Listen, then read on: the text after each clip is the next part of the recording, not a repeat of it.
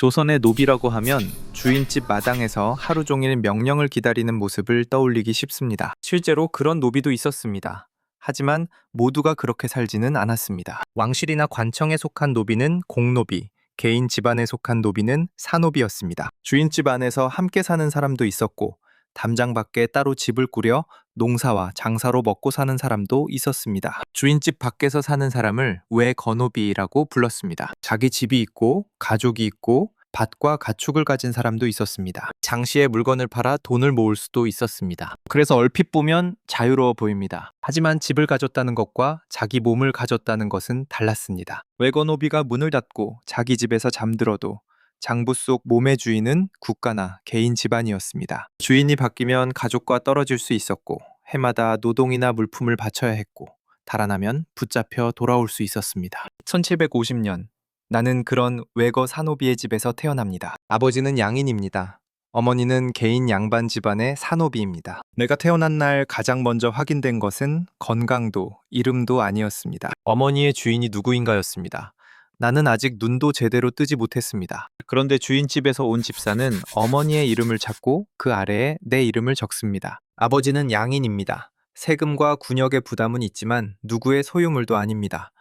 어머니는 이 마을 양반 집안에 속한 사노비입니다. 당시 아이의 신분과 소속은 어머니를 따랐습니다. 아버지가 양인이어도 소용없습니다. 어머니가 그 집의 노비이므로 나도 그 집의 노비가 됩니다. 법은 갓난아이인 나를 보호하기 전에 먼저 소유주를 정합니다. 내가 누구의 품에서 자랄지보다 커서 누구에게 노동과 물품을 바칠지가 먼저 기록됩니다. 내가 잘못한 것은 없습니다. 어머니도 잘못한 것이 없습니다. 그런데 태어났다는 이유만으로 주인이 생깁니다. 아버지는 나를 안을 수는 있습니다. 하지만 내 주인을 바꿀 수는 없습니다. 주인집이 나를 팔거나 다른 자식에게 물려주겠다고 해도 막을 권한이 없습니다. 다만 어린 내 눈에는 그런 장부가 보이지 않습니다. 내가 보는 것은 아버지의 손과 어머니의 얼굴, 그리고 우리 가족이 함께 사는 작은 초가뿐입니다. 우리 가족은 주인집 행랑채가 아니라 마을 끝 초가에서 삽니다. 주인집 밖에 따로 살며 생계를 꾸리는 외거노비이기 때문입니다. 아버지는 남의 밭을 빌려 농사를 짓고 어머니는 배를 짭니다. 나는 8살부터 논둑에 돌을 줍고 장작을 나릅니다. 비가 새던 여름, 가족이 함께 지붕을 고칩니다. 아버지가 볏짚을 올리고 어머니가 새끼줄을 당기면 나는 아래에서 진흙을 건넵니다. 해가 질 무렵 빗물이 멈춥니다. 그날만큼은 이 집이 정말 우리 것처럼 느껴집니다. 장날에는 어머니가 짠 배와 내가 만든 집신을 내다 팝니다. 처음으로 내 손에 동전이 남습니다. 나는 그 동전을 작은 항아리에 넣습니다. 흔들면 바닥에서 맑은 소리가 납니다. 일한 만큼 무언가가 남는다는 사실이 좋습니다. 더 많이 일하면 지붕을 고칠 수 있고 겨울 곡식을 살 수 있고 언젠가는 작은 밭도 마련할 수 있을 것 같습니다. 노비로 태어났지만 주인집 안에 갇혀있지는 않습니다. 가족과 살고 물건을 만들고 돈도 모읍니다.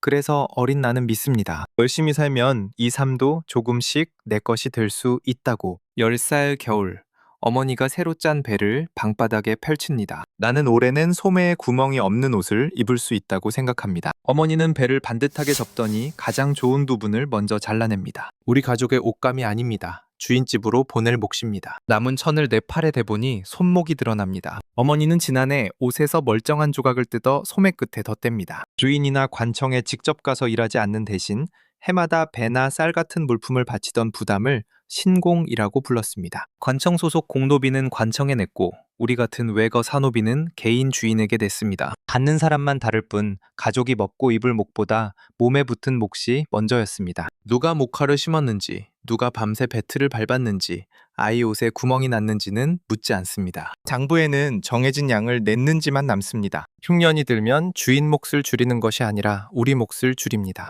곡식을 팔아 배를 사고 배를 보내고 나면 겨울 식량이 모자랍니다. 빌린 곡식은 다음 수확으로 갚습니다. 그래도 나는 포기하지 않습니다. 장날에 짐을 더 나르고 밤에는 집신을 더 만듭니다. 항아리 속 동전은 다시 늘어납니다. 내가 더 부지런하면 부족한 몫을 채울 수 있다고 믿습니다. 그러나 18살이 되던 해 아무리 일해도 막을 수 없는 일이 생깁니다. 주인이 죽고 자식들이 재산을 나눕니다. 사랑채 마루에 토지 문서와 곡식 장부가 놓입니다. 소 2마리, 논 몇 마지기, 집 한 채가 적힌 뒤 사람 이름이 이어집니다.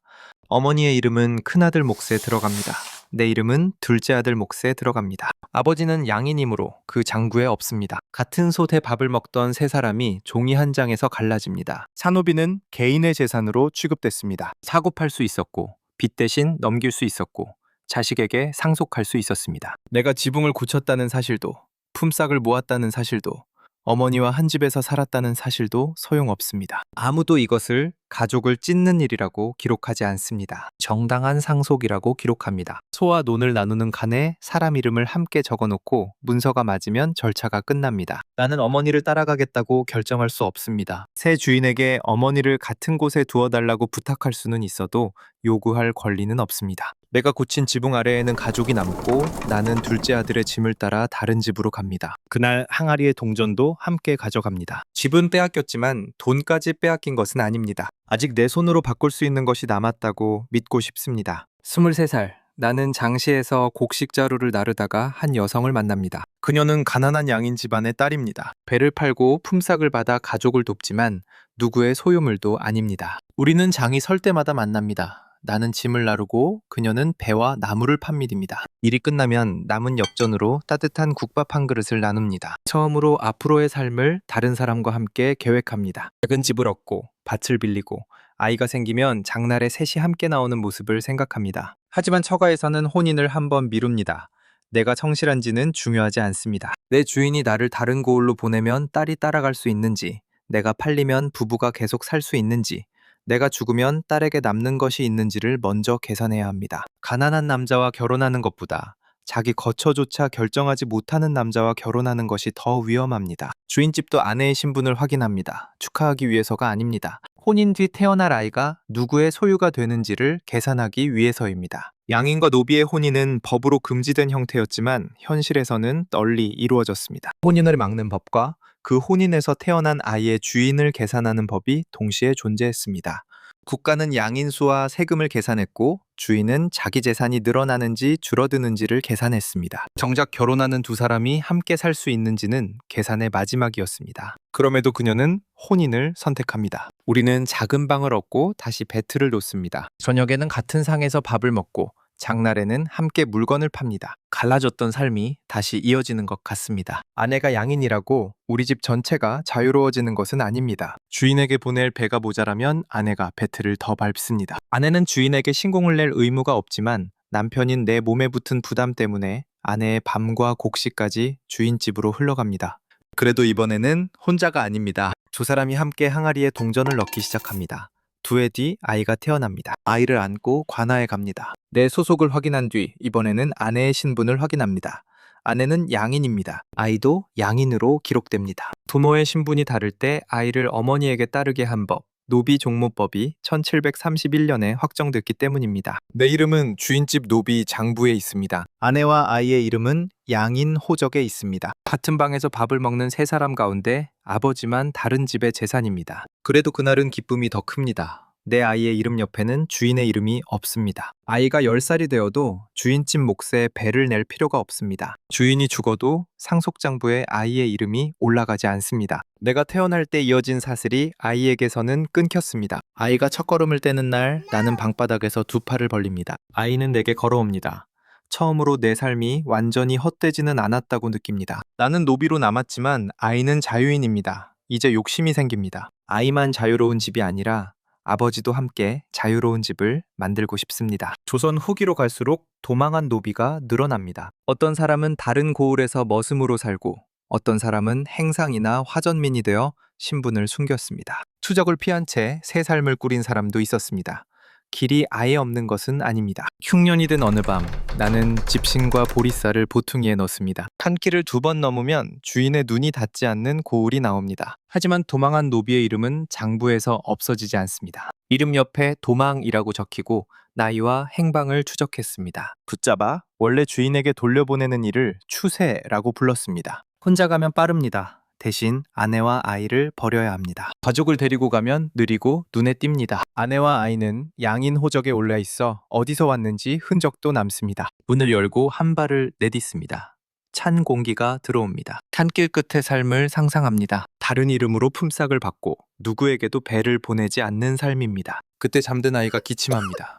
나는 다시 들어와 보퉁이를 풉니다. 용기가 없어서가 아닙니다. 이 제도는 탈출의 값을 내 목숨 하나로 받지 않습니다. 가족을 함께 겁니다.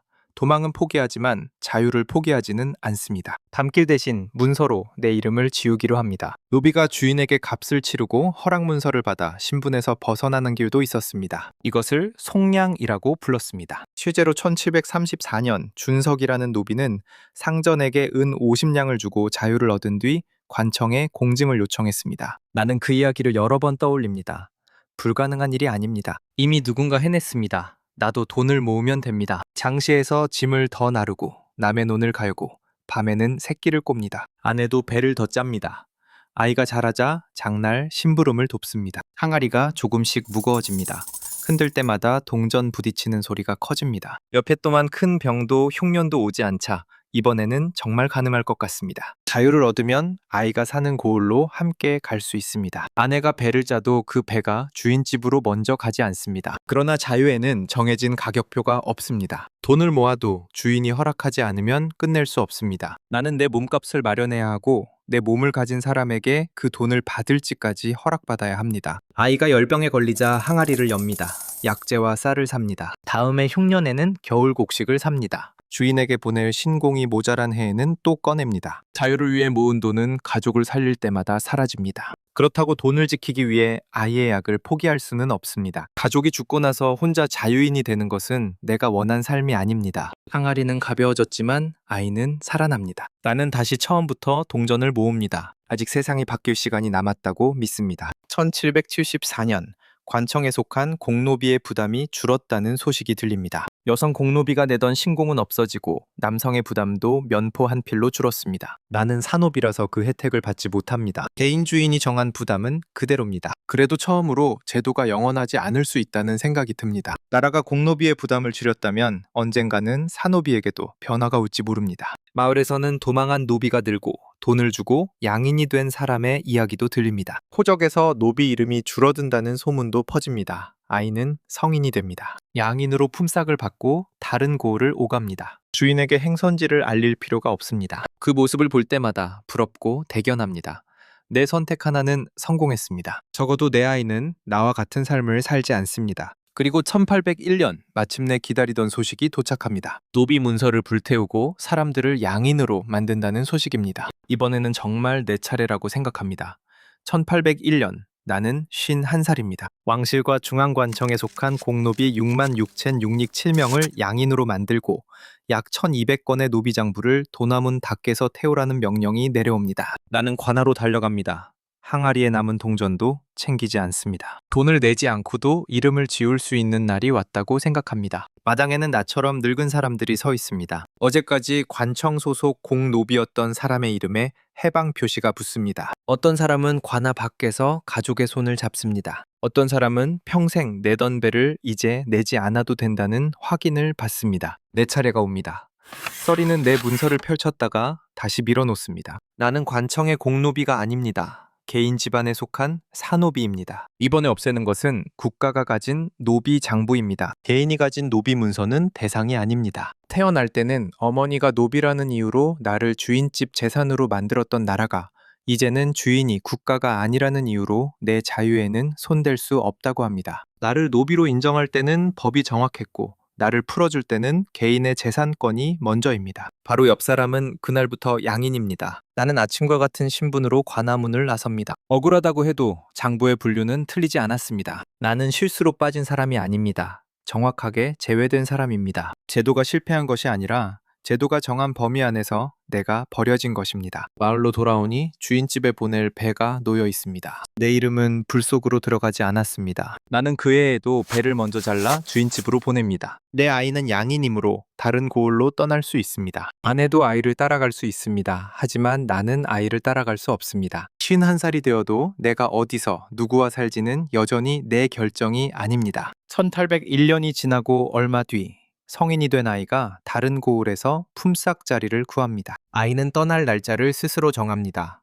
주인집에 허락을 받으러 가지 않습니다. 몸값을 낼 필요도 없습니다. 누구의 재산 목록에서도 자기 이름을 지울 필요가 없습니다. 나는 아이의 집신끈을 다시 묶어주고 등에 맬 보퉁이를 조여줍니다. 그 안에는 며칠 먹을 곡식과 갈아입을 옷, 장시에서 모은 아이 자신의 돈이 들어 있습니다. 내가 한때 도망치려고 열었던 문을 아이가 걸어서 나갑니다. 내가 보퉁이를 풀었던 밤길을 아이는 한낮에 지나갑니다. 아이는 숨지 않습니다. 이름을 바꾸지 않습니다. 뒤를 쫓아오는 추세도 없습니다. 어느 장부에도 도망이라고 적히지 않습니다. 그저 일자리가 있는 곳으로 옮겨가는 한 사람일 뿐입니다. 나는 고개 아래까지 아이를 배웅합니다. 함께 가고 싶지만 그러려면 내 주인의 허락이 필요합니다. 아이가 고개를 넘은 뒤 나는 반대쪽으로 몸을 돌립니다. 주인집에 보낼 배가 아직 우리 방에 놓여 있습니다. 나는 불행하기만 했던 것은 아닙니다. 가족과 지붕을 고쳤고 장시에서 돈을 벌었고 사랑하는 사람과 혼인했고 아이가 자유인으로 자라는 모습도 보았습니다. 희망이 있었기 때문에 계속 살았습니다. 그 희망 덕분에